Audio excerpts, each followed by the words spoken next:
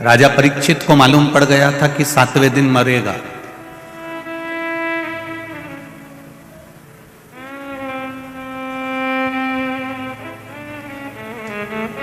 दिन पूरा निकल गया 7वां, राजा परीक्षित नहीं मरा।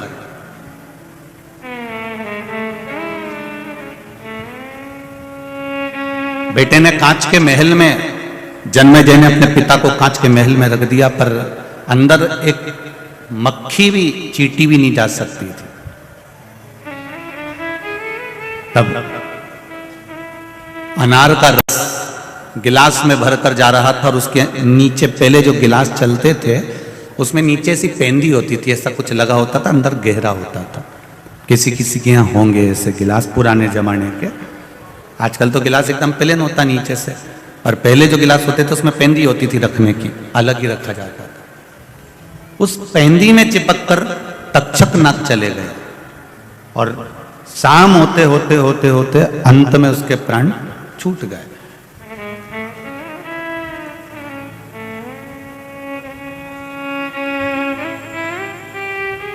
परीक्षित के मन में एक प्रश्न खड़ा हो गया। मरते समय, मृत्यु की सैया पर मरते समय परीक्षित ने तक्षक नाग से 3 प्रश्न करे थे, ये श्रीमद् भागवत कहती है। और यदि आप इसको पढ़ना चाहें तो श्रीमद् वल्लभाचार्य द्वारा रचित सुबोधनी श्रीमद् भागवत को इंदौर हवेली जी से आप खरीद लेना, और गोवर्धन नाथ मंदिर की हवेली जी से उस किताब को सुबोधनी श्रीमद् भागवत को पढ़ना, उसमें मिल जाएगा। 3 प्रश्न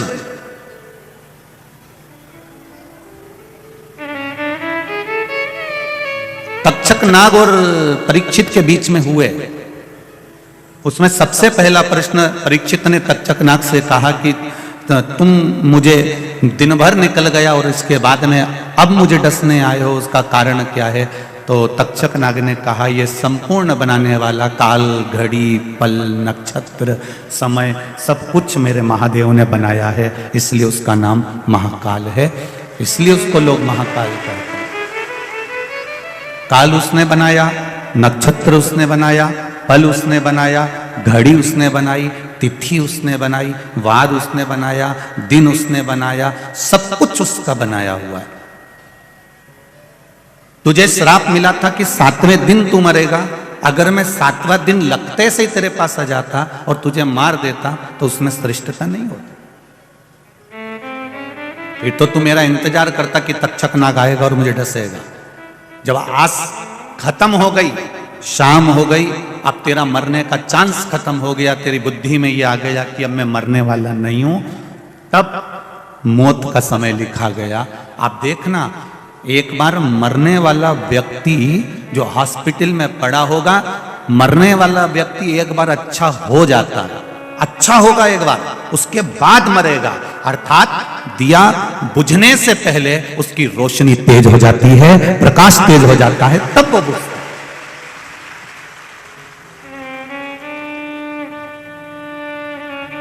दिया बुझने से पहले उसका प्रकाश, उसकी रोशनी तेज हो जाएगी, बत्ती पूरी जल जाएगी, बहुत तेज हो जाएगा प्रकाश, तब वो बुझेगा, तब वो शांत होगा। उसी तरह जो मरने वाला होता है, एकदम पहले खिलखिला देना, बढ़िया हॉस्पिटल में पड़ा था, इतने दिन से सड़ रहा था, तकलीफ भोग रहा था, पड़ा हुआ था, और धीरे धीरे धीरे धीरे वो ठीक हो गया। ठीक हुआ, तुम्हें लगा कि अब पूरी तरह से ठीक हो गया, मालूम पड़े कोई एक आध इन्फेक्शन ऐसा फैल गया, प्राण छूट गए। अब हम लोग क्या करते हैं? डॉक्टर को दोष देते हैं, क्यों डॉक्टर साहब आपने तो कहा था अच्छे हो गए, फिर ये मर कैसे गए? इसमें डॉक्टर का दोष नहीं है। दुनिया का ऐसा कोई डॉक्टर नहीं है जो मरीज को बचाना नहीं चाहता हो। डॉक्टर भी अपने घर से चलता है तो भगवान को हाथ जोड़कर चलता है कि सबको स्वस्थ रखना मेरे मालिक, वो भी हाथ जोड़कर जाता है। वो भी परमात्मा के सामने कहकर जाता है कि जब मैं क्लिनिक पर जाऊं, हॉस्पिटल में जाऊं तो ठीक हो जाए। भगवान से प्रार्थना करते रहना कि तूने आने की सूचना 9 महीने पहले दी है तो जाने की सूचना भी 9 मिनट पहले दे देना। 9 घंटे पहले दे देना, 9 मिनट पहले दे देना, 9 सेकंड पहले दे देना। अगर तू मेरी जाने की सूचना दे देगा तो इतना विश्वास है कि मैं भी भगवान की भक्ति में डूब जाऊंगी, राम नाम लेकर तेरे धाम चली जाऊंगी। आने की सूचना तो वो देगा, उसकी जवाबदारी है कि मैं आ रहा हूं, भेज रहा हूं, सूचना पे सूचना दी उसने। पर जाने की सूचना ना तो आपको मिलने वाली है, ना सीहोर वाले महाराज को मिलने वाली है, ये सूचना नहीं मिलती। हाँ, कहीं का और पहुंचा हुआ हो तो उसको जरूर मिल सकती है कि वो बता सकते हो कि आप और हम कब जाएंगे, तो ये बात दूसरी। कहीं का विद्वान हो बहुत प्रबल, पर मेरे महाकाल से ज्यादा, उस महाकाल से बढ़कर दुनिया में कोई कालाधिपति पैदा ही नहीं हुआ, ये मेरा विश्वास कहता है। जो भाग्य में रच दिया है उस भाग्य को कोई पलट नहीं सका। माता जानकी जी और राम जी के विवाह की आज वर्षगांठ है, आप सबको बधाई है, बहुत बहुत। अब जरा विचार करिएगा, माता जानकी का विवाह करने से पहले, राम जी का विवाह करने से पहले कितनी लग्न पत्रिका लिखी होगी, कितना मुहूर्त जांचा गया होगा, कितना कितना मुहूर्त निकाला गया होगा। उसके बाद भी माता जानकी को वन वन डोलना पड़ा। ये ललाट पर लिखा था, भाग्य पर लिखा था। राम जी को राजा बनने से पहले मुहूर्त निकाला गया था, बड़े बड़े तीर्थों का जल लाया गया था, तीर्थ जल लेकर आए, मुहूर्त निकाला गया, सारे विद्वान बैठे और मुहूर्त निकालकर राज तिलक होने की तैयारी थी, पर ललाट पर वनवास लिखा हुआ था।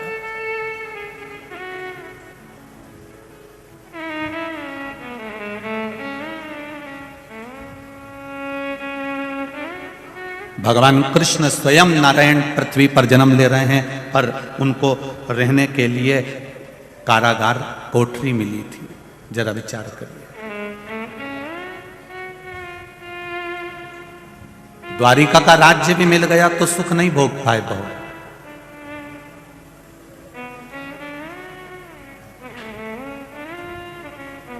महाराज, ये मनुष्य जन्म मरण और परण, जन्म भी मेरे परमात्मा के हाथ में है, मृत्यु मेरे परमात्मा के हाथ में है, और मंगल विवाह ये भी परमात्मा के हाथ में है।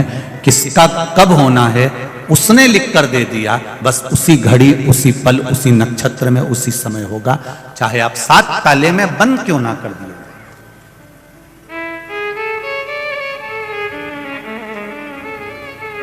उसने लिख दिया तो लिख दिया। कितने लड़के देखे तुम लोगों के लिए, तुम्हारे माता पिता ने कितने लड़के देखे। अपने अपने घर की बेटियों का जरा विचार करिए, जितनी माताएं बैठी हैं, जितने पुरुष बैठे हैं, अपने घर की बेटी का विचार करिएगा। कितने लड़कों की खबर आई और तुम्हारे लड़कों के लिए कितनी लड़की की खबर आई। कोई ने मामा ने बताया, ना मौसी ने बताया, ना काका जी ने बताया, ना बाजू वाले ने बताया, कितना लड़का लड़की देखा। आखिरी में किस्मत में यही लड़का लिखा था और किस्मत में यही बहू लिखी थी। इतना देखने के बाद, और तुम्हारे जैसा देखने वाला जो सब्जी का ठेले पे से आलू हो चाहे टमाटर हो 25 बार छाट छाट के लाए, तो लड़की के लिए लड़का क्या तुम छाट के नहीं लाई हो, और लड़के के लिए लड़की तुम छाट के नहीं लाई हो। जरा विचार करो, एक छोरे के लिए बहू ढूंढने गई तो 50 बार विचार करा, नहीं की नाक लंबी है, नहीं ये अच्छी दिख रही है, नहीं एक ही सांवला कलर है, कोई बात नहीं, छत तो अच्छी है, बढ़िया है, जोरदार है, परिवार अच्छा है, कुटुंब अच्छा है, इनके माता पिता अच्छे हैं, बड़े संस्कारी थे, सब छाट के लेके आई थी। पर तुझे क्या मालूम था कि आते सी चंद्र घंटा हो जाएगी? तेरे को क्या मालूम था? आई तो अच्छी थी, जोरदार थी।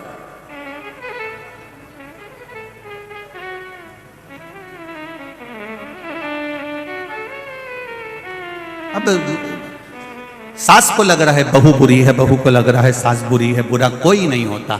जिंदगी में याद रखना, सास कभी बुरी नहीं होती, अगर बुरी होती तो अपनी रकम तोड़वा के तेरे को सोने की रकम नहीं दे देती। और एक बात मेरी माताओं से निवेदन है, बहू कभी बुरी नहीं होती, अगर बहू बुरी होती तो अपने पिता का राजसी ठाट छोड़कर तेरे घर में नहीं आती।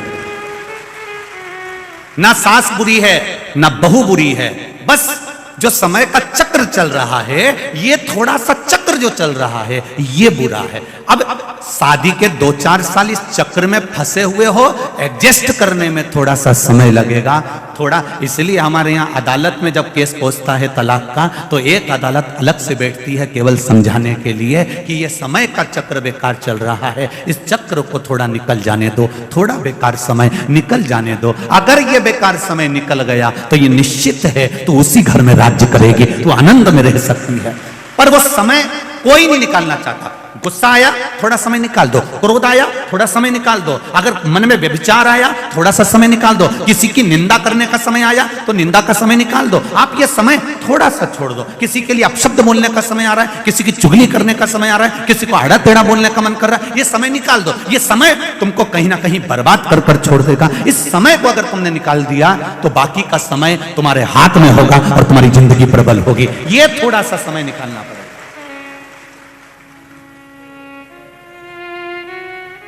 हम समय निकालना नहीं जानते। बहू ने कुछ बोला, तुमने पलट कर जवाब दे दिया। सास ने कुछ बोला, बहू ने पलट कर जवाब दे दिया। कभी विचार तो कर। बहू से भी निवेदन है कि कभी विचार करो, क्या सास बुरी है? नहीं, बुरी होती तो शादी में नाचती नहीं, मेहंदी नहीं लगाती, तेरे पांव की नाप के चप्पल नहीं लाती, पूछ पूछ के हाथ की चूड़ी का गाला बनवा के सोने की चूड़ी बनवा के लाई। बेचारी खुद नहीं पहनी, ऐसी जोरदार जोरदार साड़ी तेरे को चढ़ाई, और डोकरी तो 1-2 साड़ी में अपनी जिंदगी निकाल दी। जरा विचार कर कि सास बुरी नहीं है और ना बहू बुरी है, केवल एक समय जो हमारे सामने चल रहा है, इस समय को थोड़ा सा निकाल दीजिए। बुरा बोल रही है ना, बोलने दो, अपन को समय निकालना है, कोई बात नहीं, समय निकाल दो थोड़ा सा। वो अपशब्द बोल रही है, तुम प्रसन्न होकर समय निकाल दो। बहू ने कुछ कह दिया, सास से निवेदन है तुम अपना मन कहीं भगवान की भक्ति में लगा, थोड़ा सा समय निकालो। ये समय अगर निकल गया तो तुम्हारे बेटे का, बेटी का घर नहीं टूटेगा और वो घर संभल जाएगा। हम समय निकालना नहीं जानते। हम तो बस जरा सा किसी ने कहा तेरे को इतनी तकलीफ है, अभी रुक जा, तू रुक अभी। और दक्ष प्रजापति जैसे तैयार होकर सामने खड़े हो गए, श्राप दे दिया चंद्रदेव को, काया का रोग हो जाए तेरे को। अब दामाद को अगर काया का रोग हो गया तो भोगना किसको पड़ा? अरे बोलो तो रही जी, भोगना किसको पड़ा? बेटियों को। वो सारे सब दूर हाथ जोड़ती फिर रही, मेरा पति अच्छा कर दो, मेरा पति अच्छा कर दो, मेरा पति अच्छा कर दो। तुमने किसी के यहां जाकर कह दिया हम तो हमारी सास से परेशान हो गए, भगवान ऐसा कर दे मेरी सास को पलंग पे पटक दे, पटक दे मेरे भगवान मेरी सास को पलंग पे, इसका मुंह बंद कर दे। अब भगवान ने मुंह भी बंद कर दिया, पड़ी पलंग पे। अब खिला खाना, दलिया बना, जा गुड़ की थुली बना, लापसी बना। अब धीरे से उसको उठा के बिठा, फिर चम्मच से पिला, पिला, तू नहीं मांगा था।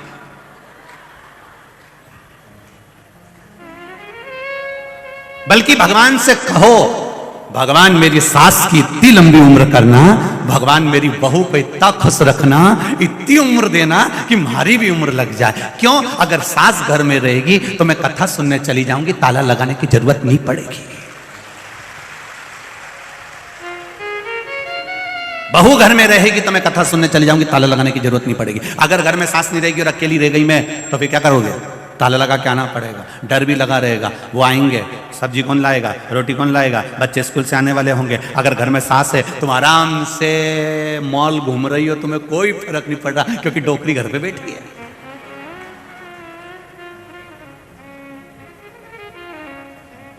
और डोकरी अगर मंदिर में बैठी है तो बहू घर पे बैठी है।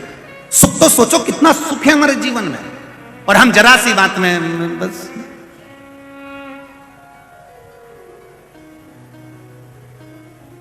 एक बेटी बड़ी दुखी हो गई, डॉक्टर की बेटी थी, उसने बड़ा, वेद जी की बेटी थी, वेद जी से जाकर कहा पापा मैं मेरी सास से बड़ी दुखी हो गई, इसको तो मर जाना चाहिए।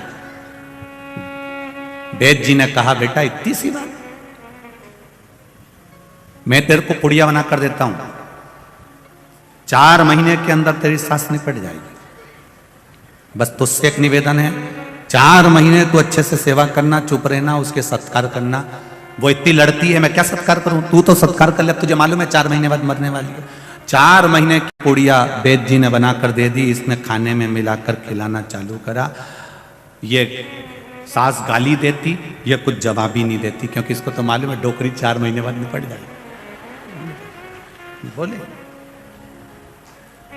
वो गाली देती रही, ये कुछ नहीं बोले। 15 दिन निकल गए। सास ने सोचा कि बहू जब से मायके से आई है सुधर गई है, इसके पापा ने समझा दिया होगा। जवाब नहीं देती है बिल्कुल। आज सास ने भी कह दिया बेटा मेरे मायके में शादी है, तू भी चल, मैं तेरे को सामान दिला देती हूँ। बहू को ले गई मार्केट, साड़ी दिला दी, चूड़ी दिला दी, सामान दिला दिया। बहू पुड़िया देती रही। 1 महीना निकल गया। अब धीरे धीरे बहू के मन में भी सास के प्रति प्रेम जागृत हो गया। सास का बहू के प्रति प्रेम जागृत हो गया। 2 महीना पुड़िया खिलाते हो गए। 3रा महीना जब लगा, बहू अपने पापा के घर गई। पापा मेरी सास को मैं मरता हुआ नहीं देखना चाहती, उसको और उम्र बढ़ा दे, ऐसी कोई औषधि दे, ऐसी कोई औषधि दे दो जिससे मेरी सास की उम्र बढ़ जाए। मैं उसको मारना नहीं चाहती, उसके जैसी तो कोई है ही नहीं। पापा वो अपशब्द कहती थी, पापा आपने मुझे पुड़िया देकर चुप करा दिया।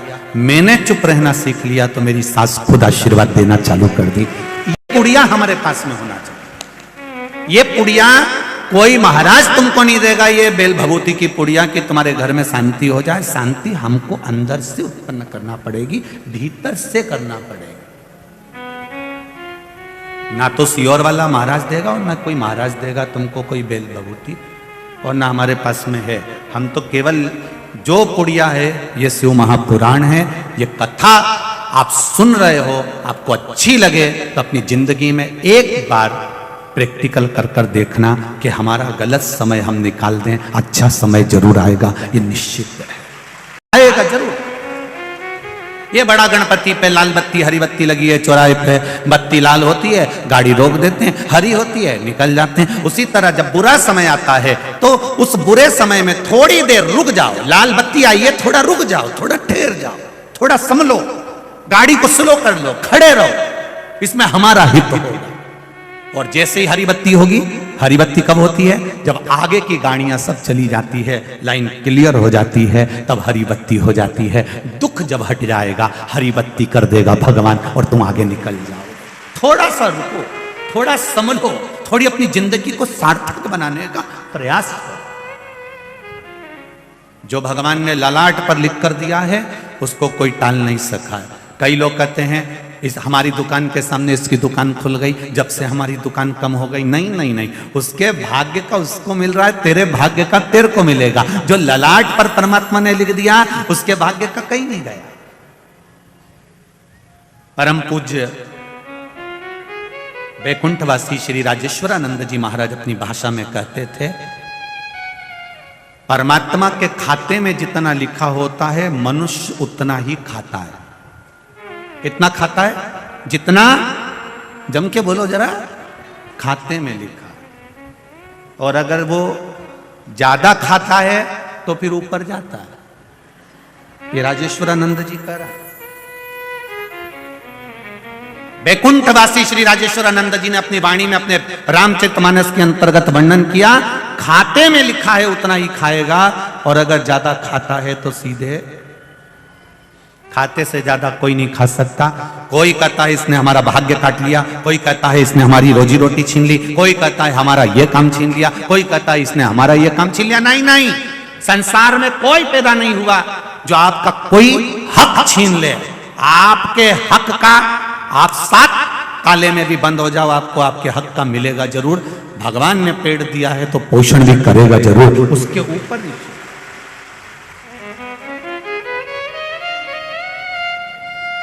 सुख लिखा होगा सुख मिलेगा, दुख लिखा होगा दुख मिलेगा।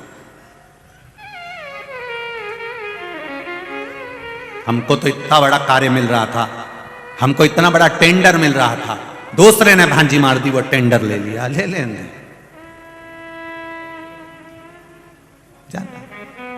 उसने भाग्य में लिखा होगा तो इससे जोरदार मिलेगा। बस भरोसा मत तोड़ना, तो विश्वास मत छोड़ना, तो उस परमात्मा पर पूर्ण भरोसा कर कर रखना। और जब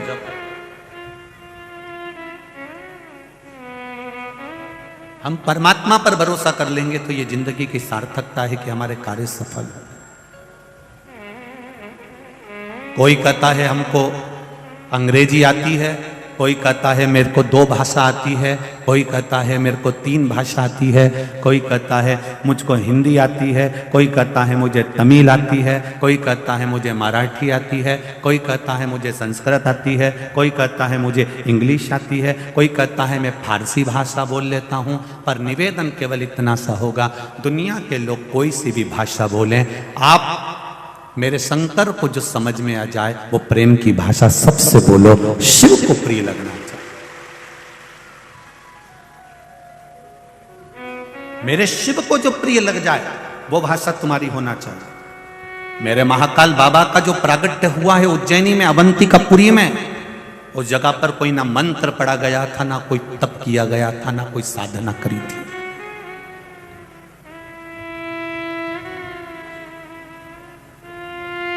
ना कोई साधना थी, ना कोई तप था, ना कोई मंत्र था, ना कोई तंत्र था। केवल एक 6 वर्ष का लड़का था और शिव थे, उसके सिवाय कुछ नहीं। कोरोना के पहले और कोरोना के बाद में, ये कोरोना से जो आप लोग टीवी पर कथा सुन रहे हैं उसके पहले का समय देखिएगा। जिन जिन के घर में अभिषेक भी होते थे तो साल में एकाध अभिषेक हो जाता था तो हो जाता था।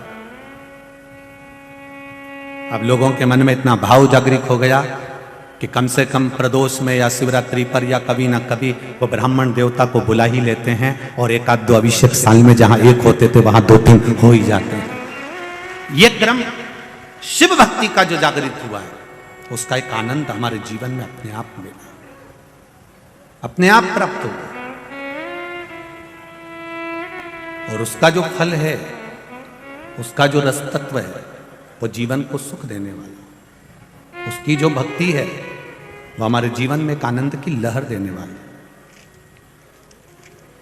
शिव कथा कह रहे हैं, भगवान शंकर की पावन कथा कहती है, एक छोटा सा बच्चा जिसके जीवन में ये उसको ज्ञात नहीं है कि कौन सा फूल भगवान को चढ़ता है, कौन सी पत्ती भगवान को चढ़ती है, किस तरह से जल चढ़ता है, बस वो तो एक अनायास भाव में चढ़ाता है और शिव प्रकट हो जाता है। शनि महाराज ने तप करा तो काशी का शिवलिंग का निर्माण करा, चंद्रदेव ने तप करा तो सोमनाथ के शिवलिंग का निर्माण करा, नर्मदा जी ने तप करा, राजा मानधाता ने तप करा तो ओमकारेश्वर का शिवलिंग का निर्माण हुआ, भगवान कृष्ण ने तप करा तो ओम नागेश्वर शिवलिंग का निर्माण हुआ, पांडवों ने तप करा, नर नारायण ने तप करा तो केदारेश्वर शिवलिंग का निर्माण हुआ, बड़े बड़े शूरवीरों ने तप करा, भीम ने तो भीमाशंकर का निर्माण हुआ, गौतम बाबा ने तप करा तो त्र्यंबकेश्वर का निर्माण हुआ, रावण ने तप करा तो वैद्यनाथ जी का निर्माण हुआ। एक एक शिवलिंग का दर्शन करिए, किसी शिवलिंग में आपको यह नहीं मालूम पड़ेगा कि एक विधवा नारी का बेटा 4 से 5 वर्ष का शिवजी की मिट्टी का निर्माण कर कर और उस पर हरके से जल चढ़ा रहा है, हर कोई सब फूल चढ़ा रहा है, मंत्र भी नहीं आता, केवल बड़बड़ बड़बड़ कर रहा है, मुख में उंगली रख ली और अड़अड़ा चिल्ला रहा है। 5 वर्ष का बेटा, और शंकर भगवान महाकाल के रूप में प्रकट हो जाते हैं। ये दुनिया का पहला ज्योतिर्लिंग।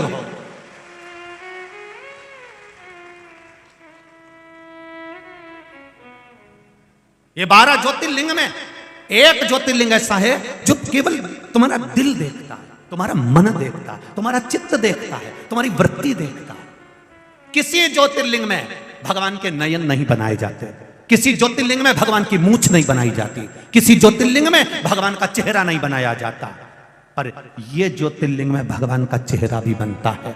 उसका कारण केवल इतना है, बच्चे को समझाएं तो समझाएं कैसे? बच्चे ने जो खिलौना देखा है ना, बच्चे को वही खिलौना चाहिए। और बच्चे को माँ ने जैसा समझाया था कि भगवान शंकर कैसे होते हैं, उनकी तो मूंछ होती है, उनके तो बड़े बड़े नेत्र होते हैं, उनके तो त्रिपुंड लगा होता है, उनकी तो तीसरी आंख होती है, उनके तो गले में रुद्राक्ष की माला होती है। शंकर भगवान पार्वती जी से बोले अब इसको समझाऊं कैसे? अगर मैं शिवलिंग बनकर प्रकट हो गया तो भी नहीं समझेगा, तो इसको रूप तो दिखाना पड़ेगा। तब राजा उसी समय पर राजा चंद्रसेन ने उस समय भगवान का श्रृंगार का सुख पाया, और भगवान का जब विग्रह का श्रृंगार हुआ तब राजा का विग्रह जो महाकाल राजा का श्रृंगार किया गया, तब बच्चे के मन को तृप्ति हुई कि मेरा महादेव ऐसा लगता है। उसने जो खिलौना देखा था वो उसको नजर आया, उसको दिखा।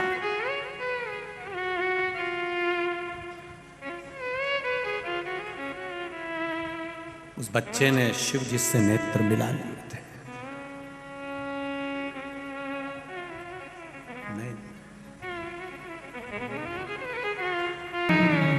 वेद प्रिय ब्राह्मण ने अपने पुत्र के बल पर 84 महादेव का आनंद पाया है।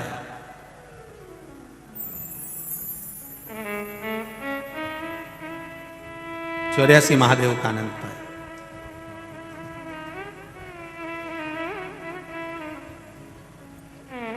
उज्जैनी के 4 फूट पर 4 महादेव हैं। 84 महादेव में से 4 महादेव अवंतिका के 4 फूट पर। जब मां क्षिप्रिया दूषण नाम का राक्षस जब भागा, बाहर निकलने लगा अवंतिका से, माता ने उसको खींच कर जल के वेग से इधर भेज दिया।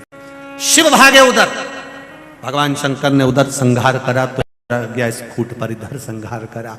4 फूट पर 4 महादेव, 84 महादेव में से 4 महादेव 4 फूट पर हैं और 80 जो महादेव हैं वो भीतर अवंतिका में विराजमान है।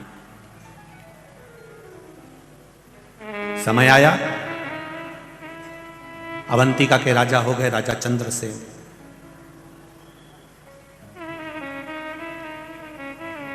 राजा चंद्रसेन ने नियम बना लिया, ये ब्राह्मणों की देन, ये अवंतिका में जो 84 महादेव है, ये ब्राह्मणों का सुख देने वाले। अपने बच्चों की जिसने बलियां दे दी हैं, अपने बच्चों को निछोड़ता हुआ जिन ब्राह्मणों ने देखा है,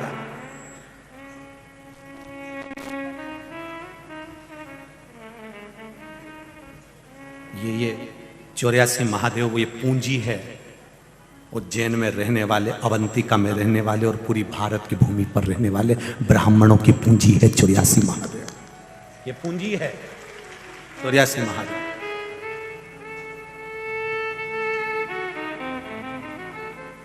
कितना सुंदर कहा है स्कंद पुराण में और लिंग पुराण के अंतर्गत वर्णन करते हैं। अगर मान लो आपको उज्जैन पहुंचे और आपको थोड़ा जल्दी जाना है और आप 84 महादेव नहीं भी कर पाओ तो 4 फूट के 4 महादेव का दर्शन कर लीजिए, 84 महादेव का सुख प्राप्त हो जाए।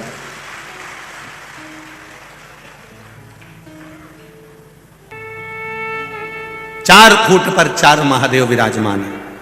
राजा चंद्रसेन ने नियम बना लिया, नगर का राजा अगर भक्ति में लगा हुआ है, नगर का राजा शिव भक्ति में लगा हुआ है, राज्य का राजा अगर भगवान की आराधना में लगा हुआ है, तो यह विश्वास मानकर चलना कि दुनिया में किसी राज्य का राजा उस राज्य पर आक्रमण करने से पहले 50 बार सोचेगा।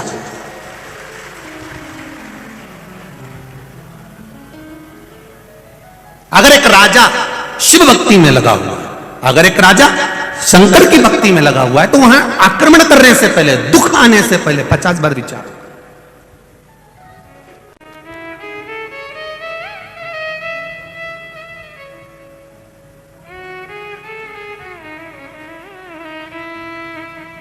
आपकी शिव भक्ति की प्रबलता होना चाहिए।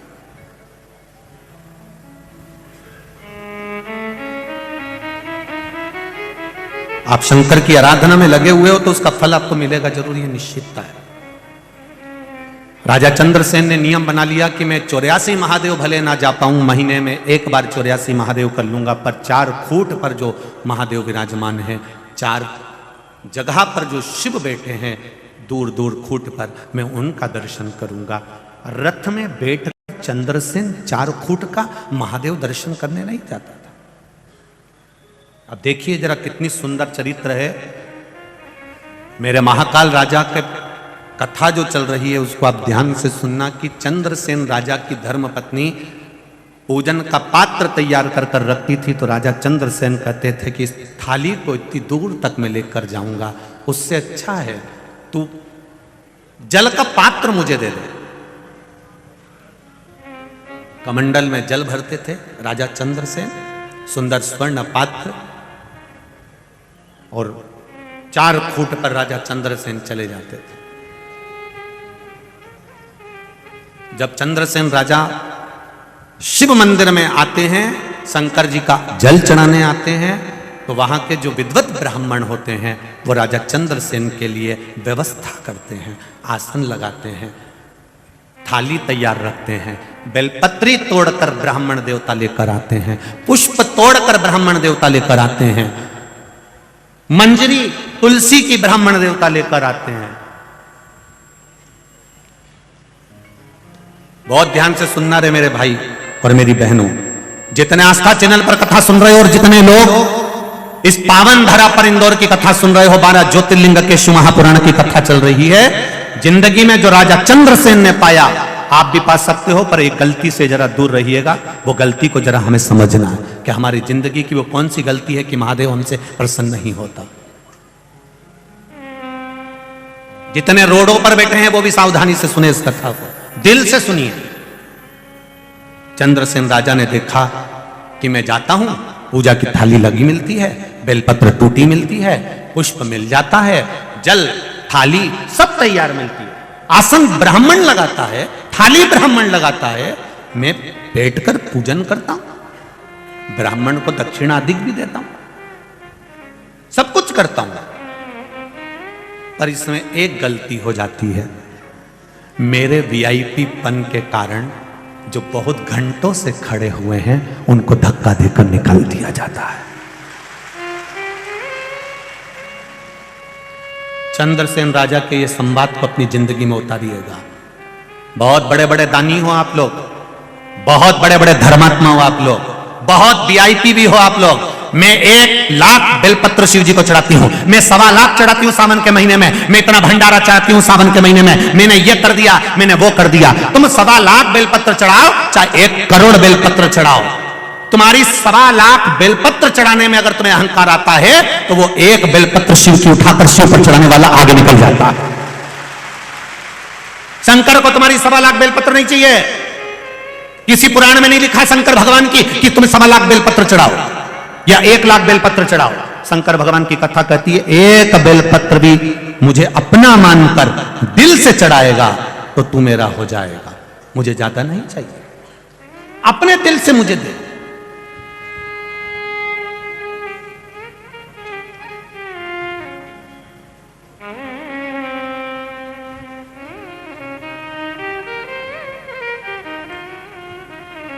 अपने दिल से उस परमात्मा का भजन करिए, वो देगा। आप कितने भी वीआईपी हो, आप कितने भी ऊंचे पद पर बैठे हो, परंतु आप कितनों को पूछ कर, कितनों को हटाकर फिर आप भगवान के पास तक पहुंचे हो। अब इतने जो पहले से खड़े हुए हैं, पहले से मन लगाकर बैठे हैं, दिल लगाकर बैठे हैं, उसको कष्ट देकर यदि आप शिव तक पहुंच भी जाओगे, शंकर नहीं मिल सकता, शिव नहीं मिल सकता।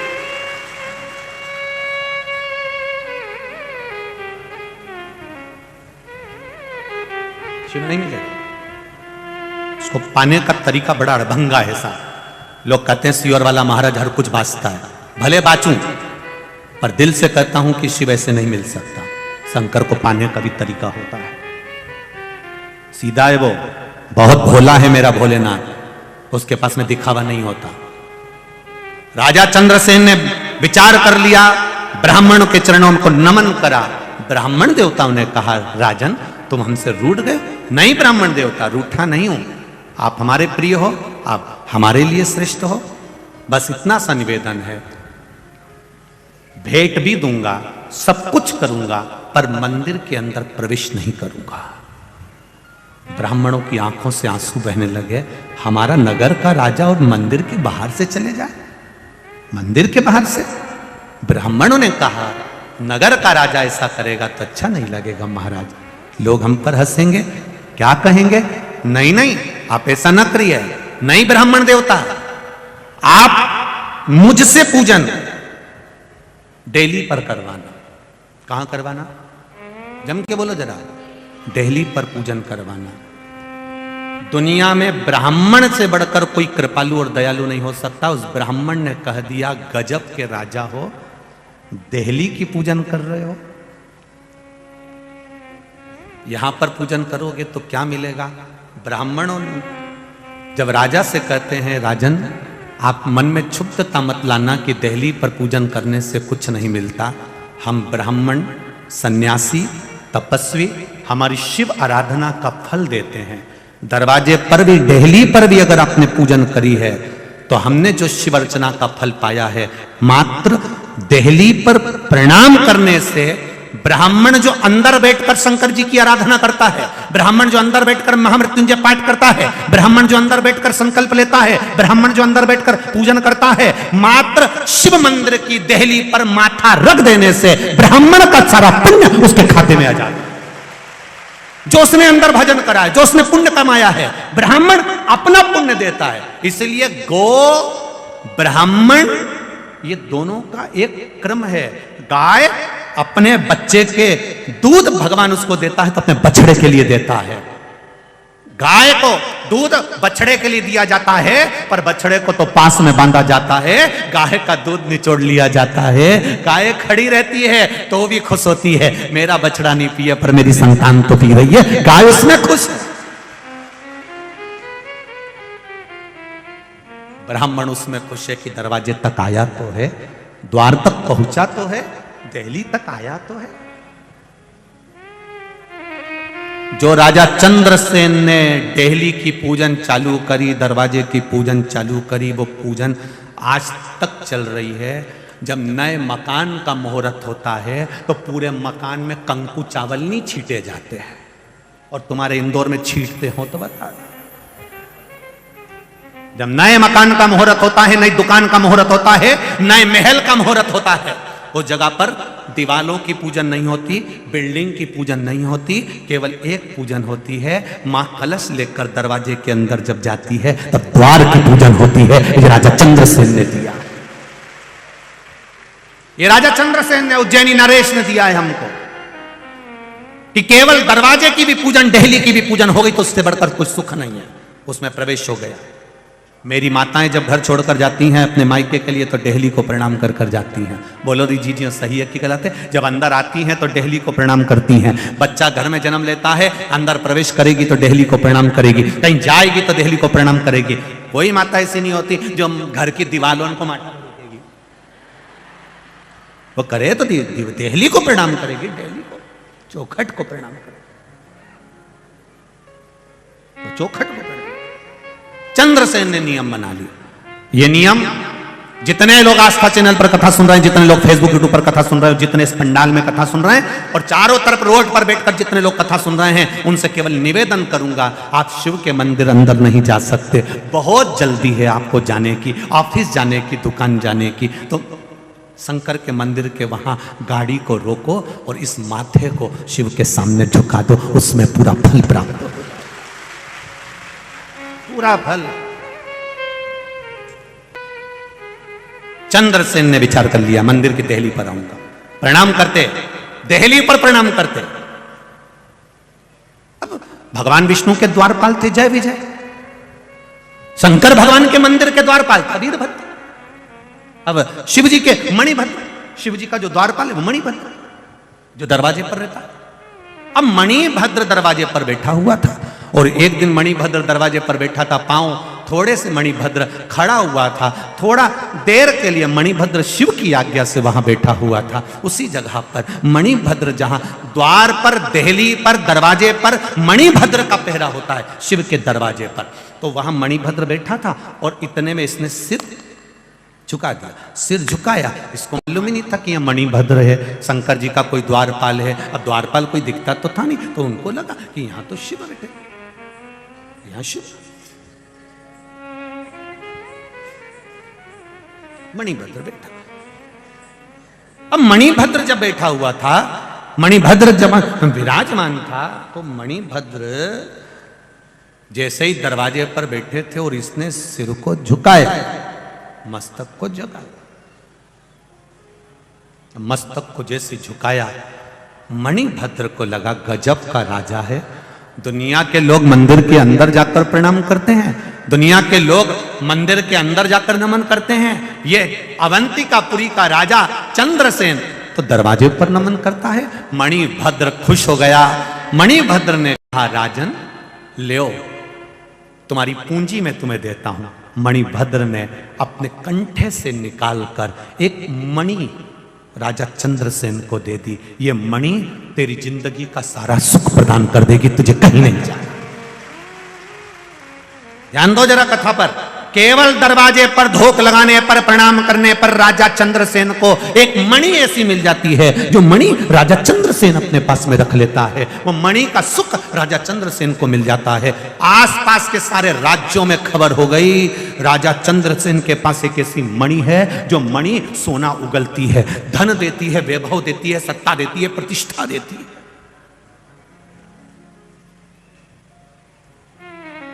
वो मणि सोना दे रही है, वो रत्न माणिक मोतियां दे रही है। अब तो राजा चंद्रसेन के ऊपर आसपास के जितने नगर के लोग थे, राज्य के लोग थे, वो आपस में राजा हों सब तिल मिला उठे। और आपको कथा में कहा था, पत और पतंग जैसे ऊपर जाती है, काटने वालों की संख्या बढ़ जाती है। वैसा कि वैसे ही राजा चंद्रसेन के साथ हो गया। सारे नगर के राजा इकट्ठे हो गए। पहले एक राजा ने खबर करी कि वो मणि हमको दो। चंद्रसेन ने मना कर दिया, तुम पूरी सत्ता ले जाओ पर मणि नहीं दूंगा। दूसरे ने खबर करी, हम उसको आक्रमण से ले लेंगे। चंद्रसेन ने कहा, भले तुम मणि नहीं दूंगा, तुम आक्रमण कर दो। सारा साम दाम दंड भेद सब लगा लिया चंद्रसेन राजा से मणि लाने के लिए। नहीं मिली, तब पूरे चारों तरफ के राजाओं ने अपनी सेना तैयार कर दी और आक्रमण की तैयारी होने लगी केवल एक मणि के लिए। केवल एक मणि जो मणिभद्र ने दी थी, जो शिवजी के द्वार से प्राप्त हुई थी, उस मणि के लिए आक्रमण करने की तैयारी हो गई। राजा को मालूम पड़ा आज चारों तरफ से सेनाएं तैयार होकर अवंतिकापुरी पर आक्रमण करने आ रही है। धर्मपत्नी के पास में पहुंचा। धर्मपत्नी ने 4 फुट के चारों ब्राह्मणों को बुला लिया। 4 फुट के चारों ब्राह्मणों को बुलाकर धर्मपत्नी ने पूछा, ब्राह्मण देवता, आपके आशीर्वाद से मेरे पति को यह मणि मिली है, दरवाजे पर मात्र प्रणाम करने से यह मणि मिली है, और यह मणि मेरे पति के लिए बड़ा कष्ट पैदा कर रही है। चारों तरफ से आक्रमण हो रहा है, कुछ करिए ब्राह्मण। तब ब्राह्मणों ने कहा, क्यों चिंता करती हो महारानी जी, जिस दरवाजे से मणि मिली है वही दरवाजे पर रहने वाला और मंदिर के अंदर रहने वाला ही तो राजा को बचा लेगा। तुमको लड़ने की जरूरत ही क्या है? जिसने दिया है वो संभालेगा।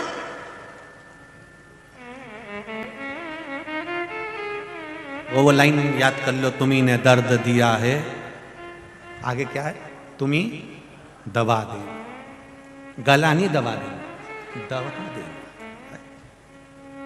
अब मणि दिए आपने तो संभालोगे भी आप। चला राजा चंद्रसेन आज शिवजी के मंदिर के द्वार पर नहीं, शंकर के मंदिर के अंदर जाकर बैठ गया। शिव जी की आराधना में बैठा था, तभी राजा चंद्रसेन शिव जी की आराधना कर रहा था। इतनी देर में एक स्त्री जो वैधव्य थी, अपने छोटे से बच्चा, छोटा सा बालक जो एक मात्र 4.5 से 5 वर्ष का बालक था, उस छोटे से बच्चे को श्रीकर, जिसका नाम था श्रीकर नाम के, उस बालक को लेकर जा रही थी। बालक ने शिव जी को देखा, थोड़ी देर रुक गया, माँ ने भी प्रणाम करा, बच्चे ने भी प्रणाम करा, बैठ गया। बैठा श्रीकर, उस नारी का पुत्र, छोटा सा बच्चा राजा को देख रहा है। ब्राह्मण देवता मंत्र बोल रहा है, ब्राह्मण बहुत तेज तेज मंत्र बोल रहे हैं। राजा पूजन कर रहा है, अभिषेक कर रहा है, फूल पत्ती चढ़ा रहा है, बेल पत्ती चढ़ा रहा है, पुष्प चढ़ा रहा है शिवलिंग पर। बच्चे ने देख लिया, तुम्हारे यहाँ के बच्चे भी ऐसे ही होते हैं। दादी क्या करती है वो देखता है। अगरबत्ती लगाई है दादी ने, दादी जब उठ के चली जाती है, अगरबत्ती बुझ जाती है, समाप्त हो जाती है, तो डंडी रहती है ना अगरबत्ती की, उसी को उठा के घुमाता। बोलो री जी जो सही है कि गलत है? बच्चा देखता है।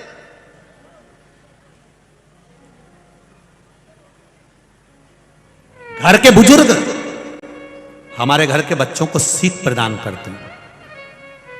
श्रीकर ने देख लिया कि राजा कैसे पूजन कर रहे थे। माँ ने हाथ पकड़ा श्रीकर का, चलो बेटा।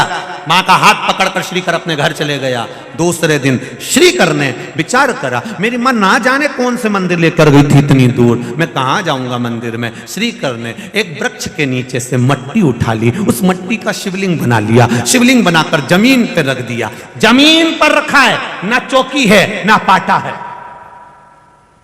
जमीन पर रख दिया।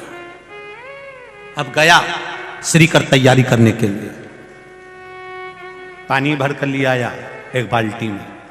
उसको नहीं मालूम कि बेलपत्री कैसी होती है, सब पेड़ों की पत्तियां तोड़ के लिए आया, सब पेड़ों की पत्ती, फूल तोड़ लाया, जमीन पे ही रख लिया, बैठ गया जैसा राजा बैठा था। अब पंडित जी मंत्र बोल रहे थे मंदिर के अंदर, अब इसको मंत्र तो आते ही नहीं थे। चालू हो गया, मुंह बड़बड़ करे, मुंह चलाए। बच्चों को देखना, जब तुम्हारे घर में कोई पंडित जी पूजन करके चले जाएं तो बच्चे भी फिर उनकी नकल करते हैं। बच्चे भी नकल, पंडित जी जैसा जैसा करेंगे ना बच्चे वैसा वैसा पंडित जी को देखकर करेंगे। सीख देते ब्राह्मण, सीख देते घर के बुजुर्ग, सीख दे। उस बच्चे ने बड़बड़ाना चालू करा, बड़बड़ बड़बड़ बड़बड़ करता रहा। थोड़ी देर बाद मुंह में उंगली रखकर बड़बड़ बड़बड़ करता रहा। जब आखिरी में अब जल चढ़ा रहा है, अब पुष्प चढ़ा रहा है, और जैसा राजा बैठा था ऐसा बैठ गया। श्रीकर की मां ने अंदर से आवाज लगाया, श्रीकर, ए बाबू श्रीकर, बेटा श्रीकर आओ। श्रीकर आता नहीं है, नेत्र बंद करके शंकर की आराधना में बैठा हुआ था, भक्ति में डूबा हुआ था। आवाज लगाई, श्रीकर नहीं आया।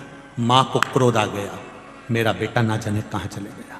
दौड़ती हुई बाहर आई, देखती है ये तो आंख बंद करके बैठा। क्रोध आ गया मां को, भगवान ने मेरे ललाट में पहले से तो दुख लिखा था, पति पहले चले गया, मैं बेधब्य हो गई, और ऊपर से ये औलाद ऐसी कि मेरी सुनती नहीं है। क्रोध पर क्रोध करा मां ने, श्रीकर का हाथ उठाकर झंझोड़ कर उठा दिया, सामान जो पड़ा था उसको बिखेर दिया। शंकर जी को उठाया मां ने, पटक। मां, क्योंकि युवान अवस्था में पति चले गया, घर में कोई भी नहीं, एक औलाद, और वो भी नहीं सुने तो मां को क्रोध तो आएगा ही। शिव को उठाकर पटक दिया, टूट गया शिवलिंग। श्रीकर रोने लगा, बिलख गया, मां से हाथ छुड़वाया। जहां पर शंकर भगवान का शिवलिंग बिखरा पड़ा था, श्रीकर लोट लगाने लगा, मेरा महादेव, मेरा महादेव, मेरा महादेव कर कर पुकारने लगा। मां, मुझे महादेव चाहिए, मैं बिना महादेव के नहीं रह सकता। मां खींच रही है, और जो शिवलिंग की मिट्टी नीचे पड़ी थी, बच्चा उस मिट्टी को पकड़ता है, तब मेरा महाकाल कहीं से प्रकट होकर श्रीधर को खींच लेता। तब मेरा महाकाल प्रकट हुआ, काल अधिपति तब प्रकट हुआ। सामने प्रकट होकर वो महाकाल का शिवलिंग सम्मुख में आ जाता है। केवल मिट्टी थी, और उस मिट्टी में से काल अधिपति प्रकट होकर महाकाल राजा बैठ जाता। वो काल अधिपति शिव उस मिट्टी में से प्रकट हो गया। मां, शिव ने दर्शन दिया, माता ने चरणों में धोख लगा ली, क्षमा मांग ली, गलती हो गई प्रभु क्षमा करिए, मैं ग्वालन, मैं गाय और आदि पशुओं को पालने वाली, मुझ में कहाँ ज्ञान होगा। मेरे बच्चे ने कुछ गलती कर दी। नहीं, बच्चे ने गलती नहीं करी, उसके विश्वास ने मुझे इस अवंतिका में मुझे प्रकट करा है। श्रीकर, मांग तुझे क्या चाहिए। श्रीकर कहते हैं, मैं कुछ नहीं मांगना चाहता। मेरे शंकर भगवान हनुमान जी का जो रूप था उस रूप में यहाँ पर आ गए। श्रीकर को गोदी में बिठाकर कहा, श्रीकर शिव जी से मांग ले कुछ। श्रीकर कहता है, मुझे कुछ नहीं चाहिए, बस इस अवंतिका में आप सदा विराजमान हो जाओ, लोगों के काल का हरण करना, महाकाल बनकर बैठना। शिव जी ने कहा, सुनो श्रीकर, मेरा वर आशीर्वाद है, तुम्हारी 8 पीढ़ी पूरी निकलेगी, और 8 पीढ़ी में तुम्हारे यहाँ नंद बाबा का जन्म होगा। उस नंद राय जी की गोद में स्वयं नारायण खेलेंगे कृष्ण बनकर। ये मेरा वर तुम्हें दे, ये मैं वर देता हूं। एक छोटा सा बालक मेरे महाकाल को प्रकट करने की सामर्थ्यता रखता है। अपनी जगह बैठकर भगवान देवादिदेव महादेव से प्रार्थना करें, दिल से बाबा से कहें, बाबा आपकी कृपा हम जीवों पर सदा बनी रहे, भक्ति शक्ति और मुक्ति का पथ निश्चित करें। दिल से भगवान शिव से कहें, श्री शिवाय नमस्ते। एक बात हमने पहले भी कही, आज फिर कह रहा है, जब भी श्री शिवाय नमस्तुभ्यम का जाप हम लोग कथा के मध्य में करते हैं, ये जाप होने के बाद में आप दिल की बात बाबा से जरूर कहा करो, बाबा भक्ति देना तेरे चरणों की, तेरे चरणारविंद की। श्री शिवाय नमस्तुभ्यम, श्री शिवाय नमस्तुभ्यम, श्री शिवाय नमस्तुभ्यम, श्री शिवाय नमस्तुभ्यम, श्री शिवाय नमस्तुभ्यम। शिव कथा कह रही है, भगवान शंकर का संवाद कह रहा है। भक्ति में बल होगा, शिव मिलेगा जरूर। भगवान महाकाल के रूप में विराजमान होते हैं। अगला वर्णन आया है श्री ओमकारेश्वर बाबा का।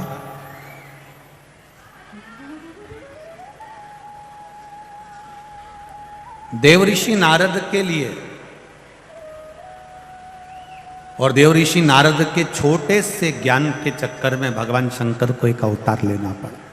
भगवान शिव को एक ज्योतिर्लिंग में आकर विराजमान हुआ।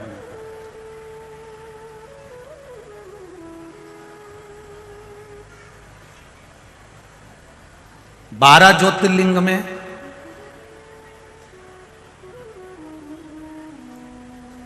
परमेश्वर जो लिंग है, देखिए ये जो ओमकारेश्वर है, ओमकारेश्वर का जो शिवलिंग है, शिवलिंग का नाम है परमेश्वर लिंग। जम के बोलो जरा, परमेश्वर लिंग।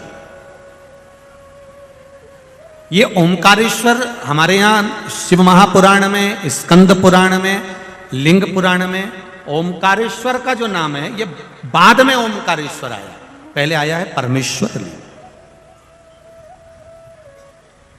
ओमकारेश्वर लिंग का जो वर्णन आया है वो बाद में बना, पहले परमेश्वर लिंग का वर्णन आया। ये जो 12 ज्योतिर्लिंग है हमारे यहाँ पर भारत की भूमि पर, ये जो शिवलिंग हैं, इसमें भगवान शंकर की ज्योति विराजमान है। अर्थात ज्योति से मतलब होता है तेज।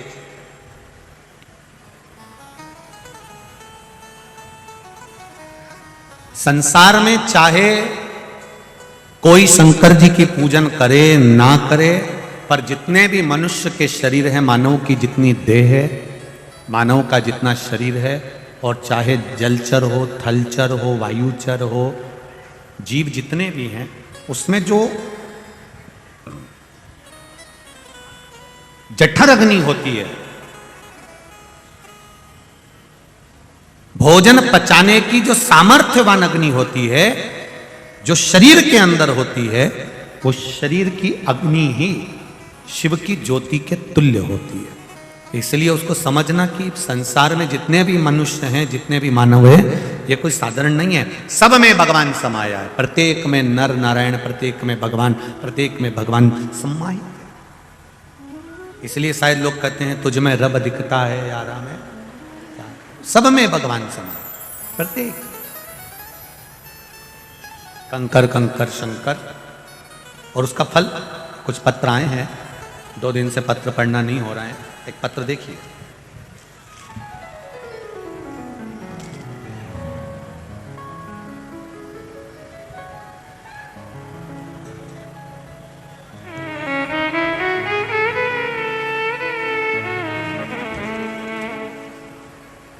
दीपक जी नामदेव,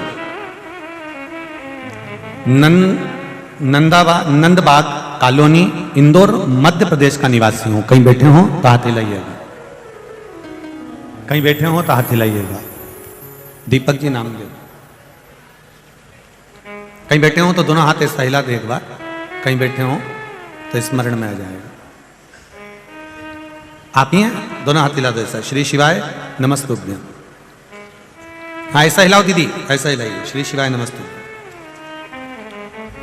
दीपक नामदेव, नंदबाग कॉलोनी, इंदौर मध्य प्रदेश का निवासी हूं। गुरुदेव के चरण का आनंद सुख। बाबा की महिमा का क्या बखान करूं। मेरे काका जी की बहू जो कि पिछले माह से थायराइड नामक बीमारी से परेशान थी, लेकिन फिर भी एक दिन अचानक उसकी तबीयत खराब हो गई। फिर उनको सनावत के नजदीकी हॉस्पिटल में दिखाया, जहां उनका इलाज चला, लेकिन उनको आराम नहीं लगा। उनको इंदौर के बारोड़ हॉस्पिटल में विजयनगर में रेफर कर दिया गया, जहां उनका इलाज चला। तो उन्हें 8 दिन आईसीयू में रखा। फिर तबीयत ज्यादा बिगड़ने के कारण उन्हें वेंटिलेटर पर शिफ्ट किया। वहां उनको 2 इंजेक्शन भी लगे, जिसका शुल्क यह है, लेकिन उनको आराम नहीं हुआ। फिर हमने आंवले के पानी से शिवजी के अभिषेक वाला उपाय जो 5 दिन तक करना था वो किया। वेंटिलेटर पर रहने के बाद भी एक दिन अचानक दिन में 3:25 पर उनकी धड़कनें बंद हो गई। डॉक्टरों ने जवाब दे दिया। 3:25 पर डॉक्टरों ने हमारे हाथ में रिपोर्ट दे दी और कह दिया इनमें शरीर में श्वास नहीं है, धड़कन नहीं है, ये मर चुके हैं। बंद होने की रिपोर्ट हमने पत्र में लगाई है। जो डॉक्टरों ने हमको श्वास बंद होने की रिपोर्ट दी थी कि ये मर चुकी हैं, इनके अंतर्गत अब श्वास नहीं है। पहली रिपोर्ट के अंतर्गत हमने ये सारी रिपोर्टें जो श्वास रुक गई थी और उनके प्राण नहीं थे वो रिपोर्ट लगाई। पत्र के साथ हमने रिपोर्ट लगाई है। डॉक्टर ने कहा आप इनको ले जा सकते हैं। घर वालों के मन में बहुत दुख हुआ कि अपने इतना पूजन करा, अर्चना करा, सब कुछ किया, पर बाबा सुने क्यों नहीं। परिवार वालों ने 3:25 पर 4 बजे तक उसको बॉडी को नहीं लिया और 4 बजे तक बॉडी ना लेकर बहू से कहा कि बेटा तुमने कहा था कि सियोर वाला महाराज कहता है कि जल चढ़ाओ, और अपन ने वो आंवले वाला प्रयोग भी करा, पर अंतर नहीं आया। 3:25 पर प्राण जा चुके थे, 4 बज चुकी थी। 4 बजे जब गुस्सा आया तो कहा आप श्री शिवाय नमस्तुभ्यम का जाप करो, बच जाएगी तो ठीक है। बाबा को पुकारना चालू करा। 4 बजे श्री शिवाय नमस्तुभ्यम का जाप करना प्रारंभ करा। 1 लोटा जल शिव जी को चढ़ाकर आए, वह जल लाकर उसके शरीर पर लगाया। कुछ देर बाद उसकी श्वास वापस लौट कर आ गई और वह जीवित हो गई। ये शिव है। ओ घड़ी, मैं मृत्यु की रिपोर्ट भी दिखा रही हूं और ये रिपोर्ट भी सब सम्मुख है। इस पत्र में एक लाइन आपने लिखी है कि हम विश्वास नहीं करते थे भगवान पर बाबा पर विश्वास पूर्ण हुआ। ये शिव तत्व है। शंकर, ओ घड़ी,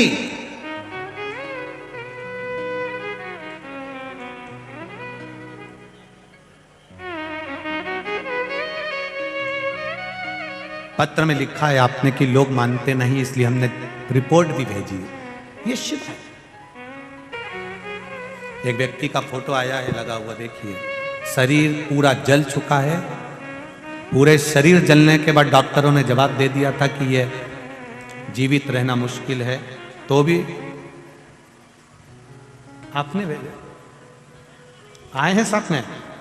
इसको डॉक्टरों ने जवाब दे दिया था। ये शरीर पूर्ण तरह से जल चुका था और डॉक्टरों ने इसको जवाब दे दिया था। इसमें लिखा है उम्मीद नहीं थी गुरुदेव, डॉक्टरों ने जवाब दे दिया था। शरीर पूरी तरह से गैस में, सिलेंडर में जल चुका था। उसके फोटो लगाए गए हैं। शरीर में श्वास नहीं, दम नहीं, पूरा शरीर बेकार हो चुका था, जिस शरीर के अंतर्गत कुछ नहीं बचा था।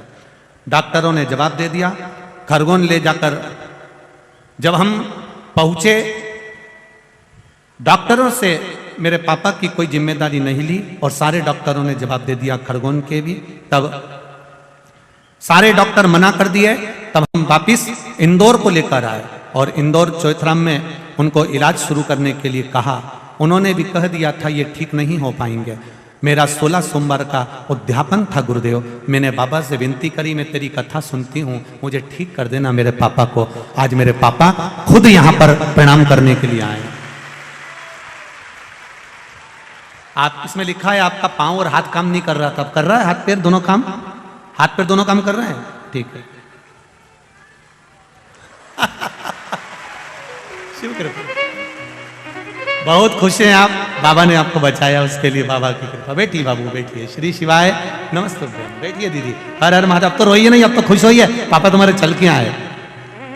बस शिव कृपा बनी रहे। हर हर। फिर निवेदन करूंगा, ना तो हमारे पास कोई जड़ी है, ना कोई बूटी है, ना बेल है, ना भभूति है, ना हम मंत्र जानते हैं, ना तंत्र जानते हैं, ना साधना। केवल एक बात जानते हैं, सारी समस्या का हल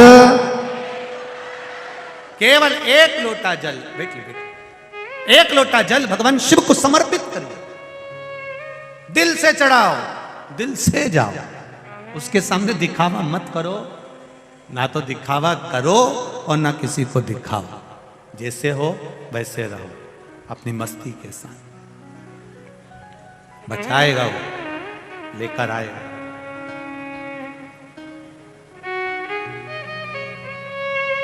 बहुत पत्र हैं, हम खुद नहीं पढ़ पाते हैं साहब इतने पत्रों को। और इन पत्रों में आपका विश्वास, आपका भरोसा, आपकी दृढ़ता है।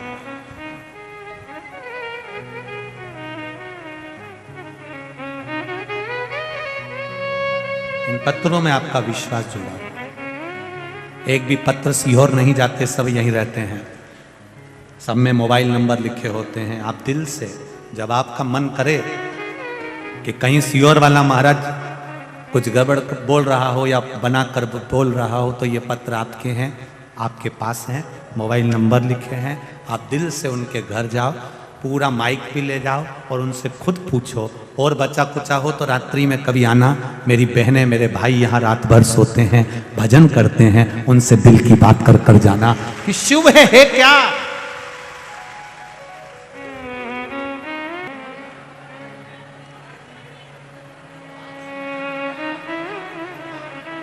देव जरा माइक देव, देव अब सुनी ले। दे दे दे दे। श्री शिवाय नमस्ते मैम बाबू। पहले तो आपको नमन करता हूं, आपके घूंघट को नमन करता हूं। मेरी मालवा की पहचान आपका चेहरा जो ढका हुआ है, आपके चेहरे पर जो घूंघट है, उसको नमन करता हूं। ढके रहने दो भले। हाँ बोलिए दीदी। गुरुजी, मेरा बेटा 2 महीने 15 दिन का था। उस दिन उसको रात को बुखार आया। हम सुबह हॉस्पिटल लेके गए, वहाँ पे डॉक्टर ने पेट में उसको इन्फेक्शन बताया और भर्ती कर लिया। वो 24 घंटे ठीक रहा और अचानक उसकी तबीयत ज़्यादा खराब हो गई। उसको बड़े अस्पताल में लेके गए, इंदौर में आईसीयू वार्ड में एडमिट किया। डॉक्टर ने वेंटिलेटर का बोल दिया, पर मेरे पास रुद्राक्ष का जल था। मैं श्री शिवाय नमस्तुभ्यम बोलती रही। पूरा स्टाफ आश्चर्य में था, मेरे बेटे को वेंटिलेटर नहीं लगा। पर गुरुजी, उसका आईसीयू में एडमिट था। उसकी 2 सीटी स्कैन हुई और 4 इकोकार्डियो, उसमें कोई बीमारी नहीं मिली। बस उसको सांस में लेने में तकलीफ आ रही थी। मैं घर आई, मेरे पियर गई, मैंने पशुपति व्रत लिए। 4 व्रत पूरे हो गए, मेरा बेटा ठीक भी होने लगा। 5वां पशुपति व्रत था और श्रावण आ गया।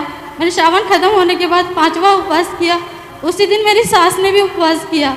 सास ससुराल में थी और मैं मेरे पियर में थी। शाम को पूजा करके आया और बेटा रोने लगा। मैंने दूध पिलाया और ज़्यादा रोने लगा। तबीयत अचानक ज़्यादा खराब हो गई। हम दोनों ने उपवास छोड़ा और अस्पताल लेके गए। अस्पताल में वो पूरी रात ठीक रहा। जैसे ही 12 बजे दूसरा दिन लगा मंगलवार का, और बेटा शांत हो गया 12:22 को। तो गुरुजी, आप पशुपति व्रत करें या नहीं करें? पशुपति व्रत थोड़ा रुक के करना, जो बेटा गया है वही बाबा वापस देगा। और गुरुजी, मेरी सास का एक उपवास हुआ था बेटे को ठीक करने के लिए। अब वो बाकी के 4 करें? नहीं, वो नहीं करेंगे, वो नहीं करेंगे, उसको रोकना। श्री शिवाय नमस्ते। बाबा से विनती करना और विनय कर कर जाना कि वो बाबू, जैसे एक बार कथा में सीहोर की कथा थी और कहीं की एक कथा थी, 20 वर्ष का बेटा चले गया था। आप लोगों ने टीवी पर भी उस कथा का स्मरण करा। किस किसने सुना था? वो सुना था। 20 वर्ष का बेटा चले गया था, पर बाबा ने उसको 20 साल का बेटा जाना, उसके बाद वापिस आना, ये शिव कृपा के बिना कोई नहीं कर सकता। प्राप्त होगा। कहीं शरीर में फिर एक निवेदन करूंगा, कर्म की गति बड़ी प्रबल है। जन्म, मरण और परण, ये 3 मेरे महादेव के हाथ में है। दुनिया में कोई नहीं पलट सकता। जब वहां से लिखा कर आ गई है तो मृत्यु तो निश्चित है। बस इतना हो सकता है कि अपने कर्म के अनुसार हो सकता है उसकी जिंदगी रोगमय निकलना हो, इसलिए बाबा ने कुछ अच्छा सोचकर उसके लिए कर्म करा हो। आप बाबा के भरोसे रहो, शिव तत्व जरूर देगा। आप 2 या 4 कथा में या कहीं ना कहीं पत्र आपका भी सामने जरूर मिलेगा, ये निश्चित है। शिव कृपा हो, निश्चित है। आप दिल से उसका भजन करो, आप दिल से उसको कहो, और जब दिल से कहोगे तो दिल से सुनेगा, ये निश्चित था। जब मौत के मुंह से उनको निकाल सकता है, कैंसर वालों को निकाल सकता है, तो जरूर कुछ ना कुछ हमारे कर्म का भोग है जो हमें भोगना है। शिव पुराण कह रही है महाराज। आज भगवान देवर्षि नारद पहुंच गए विंध्य पर्वत पर, और विंध्य पर्वत पर बाबा जब पहुंचे, और विंध्य पर्वत पर पहुंचने के बाद उन्होंने विंध्य पर्वत से कहा, रे विंध्य, तो सुमेरु जितना प्रबल नहीं है, तो सुमेरु जितना प्रबल नहीं है। और सुन विंध्य, जितना सुमेरु में बल है, जितना विशाल सुमेरु है, जितना सुमेरु की ऊंचाई है, जितनी प्रबलता सुमेरु की है, उतनी तुझ में प्रबलता नहीं आ सकती। विंध्य को थोड़ा सा बुरा लग गया। देवऋषि नारद जब ऐसी बात करें और हंसें तो ये अच्छी बात नहीं है, कुछ बिगड़ना नहीं है, शान उसकी जाती है। तुम हंसे हो, क्यों हंसे हो? तुम्हारे हंसने का कारण क्या है? क्यों मुस्कुरा रहे हो? क्यों हंस रहे हो? किस लिए हंसने का कारण है क्या? क्यों हंसना? कहा महाराज, तुम कह रहे हो। विंध्य ने कहना चालू करा देवऋषि नारद के सामने, जब विंध्य ने अपना बखान करना प्रारंभ करा कि मैं इतना विशाल पर्वत हूं, मेरे पास सारी औषधियां हैं, मेरे पास में रत्न भरे पड़े हुए हैं, मेरे पास में माणिक भरे पड़े हैं, मेरी सुख, मेरे पास में अपार औषधि और सुख है। नारद जी हंस दिए कि तुमसे ज्यादा सुख तो सुमेरु के पास में है, और सुमेरु पर्वत बड़ा प्रबल है। उसके बाद भी उसके मुख से ये नहीं निकला कि मैं इतना प्रबल हूं, मैं इतना बलवान हूं,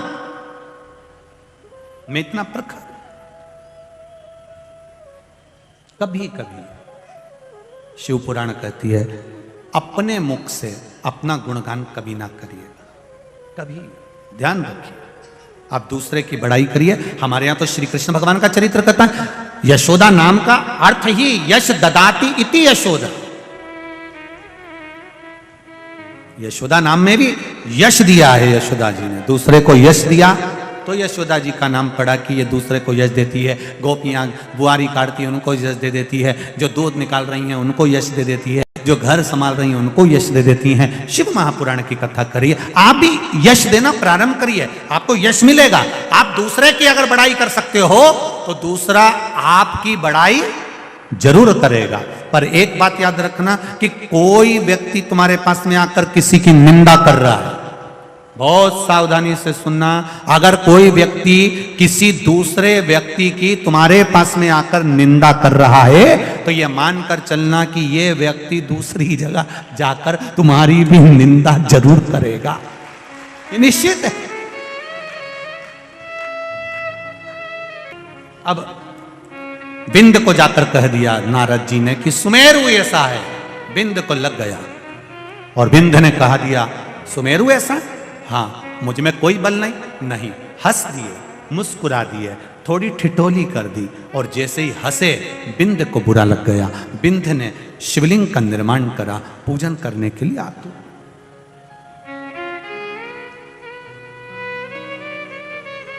जब शिव जी की पूजन में आतुर हुआ विंध्य, भगवान शंकर की भक्ति में आतुर हो गया विंध्य, घोर तप में लीन हो गया विंध्य। तब शिव को याद करे। महाराज, विंध्य पर्वत ने तप साधना करी, और तप साधना करते करते विंध्य के मन में भाव प्रकट हो गया, शिव जी का प्राकट्य हो गया। शंकर भगवान ने पूछा, विंध्य मांग तुझे क्या चाहिए? प्रभु, लोग मुझे पूछते नहीं हैं, लोग मेरा आदर नहीं करते हैं, मुझे छोटा बताते हैं, आप कृपा कर दीजिए। शंकर भगवान ने कहा, चिंता मत कर, मैं स्वयं परमेश्वर लिंग के रूप में जो तूने शिवलिंग का निर्माण करा है, इसी शिवलिंग में मैं परमेश्वर लिंग के रूप में विराजमान होऊंगा। और भगवान परमेश्वर शिवलिंग के रूप में विराजमान हो गए। जब उस समय पर मानधाता राजा ने फिर तप किया और राजा मानधाता ने तप किया, तब साधना से भगवान शंकर उस राजा मानधाता के तप के बल पर मां नर्मदा जी ने ओम नाद करना प्रारंभ करा और नर्मदा जी यहां पर ओम रूप में आकर प्रवाहित हो गई। तो इसका नाम ओमकारेश्वर। भगवान ओमकारेश्वर के रूप में विराजित, भगवान ओमकारनाथ के रूप में विराजित। आगे वर्णन आता है, शिव महापुराण की कथा कहती है। राजा मानधाता जो भगवान शिव की अविरल भक्ति को केवल जानता था, इसके सिवाय कुछ नहीं जानता था। केवल शिव भक्ति, शिव भक्ति के सिवाय कुछ भी नहीं। और आपसे भी निवेदन है, जीवन में अगर कभी ऐसा महसूस होए आपके जीवन में, आपको ऐसा लगे कि मेरा मार्ग कौन प्रशस्त करेगा, मैं किससे पूछूं कि मैं किस मार्ग की ओर जाऊं। मैं बच्चों से कहना चाहूंगा, आज की पीढ़ी को कहना चाहूंगा, नवयुवक बेटा बेटी जब पढ़ाई करते हैं तो ये विचार करते हैं कि मैं किस ओर जाऊं। हमारा निवेदन है, आपका दिल जहां कहे, आपका हृदय जहां कहे कि मुझे ये पढ़ाई करना है, दिल आपका जो गवारा कहे कि मुझे डॉक्टर बनना है, कि इंजीनियर बनना है, कि कलेक्टर बनना है, कि आईएएस ऑफिसर बनना है, आपकी जो दिल कहता है आप उस पथ पर चलो और मेहनत दिल से करो, महादेव को साक्षी बनाकर करो, तो उसका फल अवश्य प्राप्त निश्चित। राजा मानधाता तप करे, भगवान शिव का जब तप करा तब माता नर्मदा जी ने आकर राजा मानधाता को दर्शन दिया। मां नर्मदा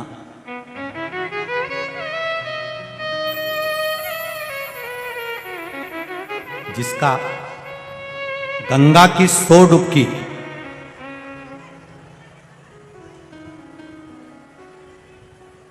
गंगा की 100 डुबकी, यमुना जी की 1000 डुबकी, क्षिप्रा जी की कई डुबकियां और नर्मदा जी का केवल मात्र दर्शन जीव को तार देता है। केवल दर्शन। और भाग्यशाली हो इंदौर वालों, आप सब बड़े किस्मत वाले हो जो मां नर्मदा जी का जल, आप नर्मदा तक नहीं जा पाते तो नर्मदा मैया का जल अपने इंदौर में आता है और आप रोज पान करें। भाग्यशाली।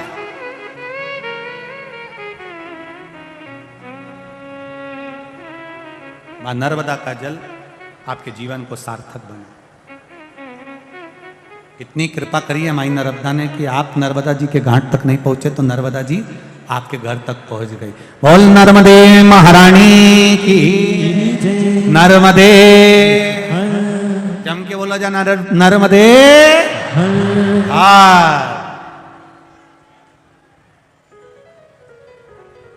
मां नर्मदा की कृपा, मानधाता के सामने मां नर्मदा जी आकर खड़ी हो गई।